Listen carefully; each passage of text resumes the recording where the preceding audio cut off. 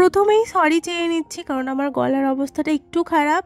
আমার প্রচণ্ড শরীর খারাপের জন্য আমি কিছুদিন ভিডিও আপলোড করতে পারিনি। তো হ্যালো এভরিওয়ান, আমার আরেকটা নতুন কেকের ভিডিওতে তোমাদেরকে ওয়েলকাম। আশা করছি সবাই অনেক ভালো আছো, আমি অনেক ভালো আছি, শুধু গলার অবস্থাটা একটু খারাপ। বেশ কয়েকদিন হয়ে গেল আমি কোনো ভিডিও আপলোড করিনি।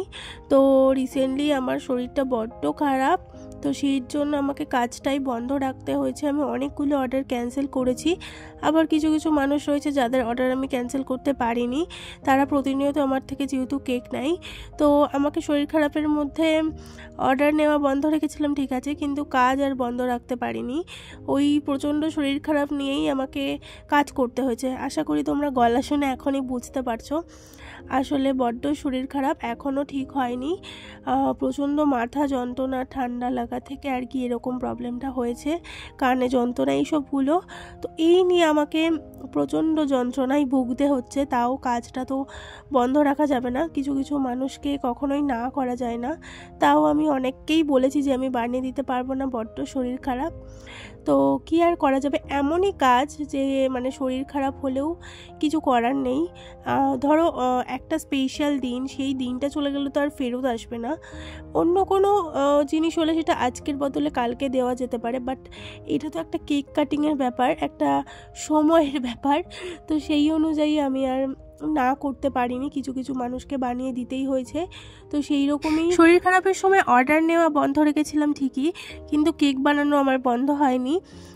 তো যেই অ্যাডভান্সগুলো নেওয়া ছিল, যেই অর্ডারগুলো নেওয়া ছিল, সেগুলোর কেক তো মানে সেগুলো তো আমাকে বানাতেই হয়েছিল।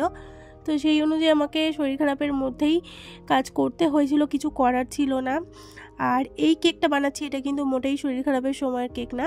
এটা একদম 5 জানুয়ারি সামথিং এরম সময়ে আর কি অর্ডারটা ছিল। তো সেই অর্ডারগুলোই আমি এখন আস্তে আস্তে ভিডিওগুলো আপলোড করবো। এতদিন শরীর খারাপের জন্য আমি ভিডিওগুলো এডিট করতে পারিনি। তো যাই হোক, দেখতেই পাচ্ছ এখানে চলে এসেছিলো আমার সুগার বলস। তো এটা অর্ডার দেওয়া ছিল আর আমি এগুলো ঢেলে নিচ্ছিলাম। এগুলো ভর্তি থাকলে যে আমার এতটা ভালো লাগে, মানে সব হোম বেকারদেরই এগুলো যখন স্টকে থাকে তখন নিজেকে অনেক মানে মনে হয় যে হ্যাঁ আমার কাছে সব কিছু আছে, মানে টেনশন হয় না, খুব একটা ভালো আর কি শান্তি শান্তি ফিল আসে। তো যাই হোক, সেই মতো আমি দেখতেই পারলে ওগুলোকে আমি সুন্দর করে বক্সে দিয়ে দিলাম। প্রায় শেষই হয়ে এসেছিলো, যেটা তোমরা দেখতেই পারলে। আর যাই হোক, আবার চলে এলাম ডেকোরেশনে। আনবক্স করে ঢেলে ঢেলে রেখে আমি আবার চলে এসেছি কেক ডেকোরেশন করতে। তো এইভাবে ফিনিশিং দিয়ে কিন্তু আমি রেখে দিয়েছিলাম। কিছুক্ষণ ফ্রিজে রাখার পর আমি বানিয়ে নিচ্ছি সানফ্লাওয়ার। তো আমাকে যে কেকটা অর্ডার করেছিল, আমাকে জাস্ট বলেছিল একটা লেখা, তো ওই লেখাটা থাকলেই হবে, ওই লেখাটা যেন বড় বড় করে লিখে দিই, ওটাই যেন বোঝা যায়। এছাড়া ডেকোরেশন নিয়ে কোনো ডিমান্ড ছিল না। বলেছিল দিদি তুমি যেটা ভালো বোঝো, ফুল টুল যেটা ভালো বোঝো করে দিও। তো সেই মতো আমার হঠাৎই মাথায় যেই আইডিয়া এসছে, নিজের ইচ্ছে মতো পছন্দ মতো আমি এটা কিন্তু ক্রিয়েট করেছি। কোনো ছবি বা ভিডিও কিছু দেখে না, আমি ইচ্ছে মতো এটা ক্রিয়েট করেছি। তো সানফ্লাওয়ার টাইপ আর কি করতে চেয়েছিলাম, জানি না কতটা কি হয়েছে। তো যাই হোক, আমি দেখতেই পারছো এখানে কেকটার মানে রাউন্ডের যে পাশটা, তারপরে ওপরটা সব জায়গায় আমি কিছুটা সানফ্লাওয়ার টাইপ ফুল করে দিয়েছিলাম। অ্যান্ড লাস্ট দিয়ে দিয়েছিলাম কিছু পাতা।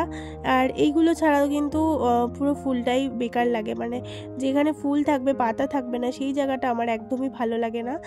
কিছু কিছু কেক হয় না শুধু রোজ থাকে, রোজের মধ্যে কোনো পাতা টাতা থাকে না, তো সেগুলো আমার কাছে অতটাও ভালো লাগে না। তো যাই হোক, লাস্ট আমি এখানে চকলেট গানাশ দিয়ে দিয়েছিলাম। সানফ্লাওয়ারের যেই মধ্যে যেই কালো যেই রেণুটা থাকে, সেখানে আমি চকলেট ইউজ করেছিলাম। আর এই যে লেখাটা কিন্তু আমি অফ ক্যামেরাতেই লিখে নিয়েছিলাম, বন্ধু নতুন বছরে প্রেমে পড়েছে। তো একটু ফানি, যাই হোক ভালোই লাগলো কেকটা বানিয়ে। অ্যান্ড এই যে সুগার বলসটাও দিয়ে দিলাম। এই ছিল কেকের ফাইনাল লুক। কেমন লাগছে অবশ্যই জানিও। দেখা হচ্ছে নেক্সট ভিডিওতে। আজকের মতো টাটা।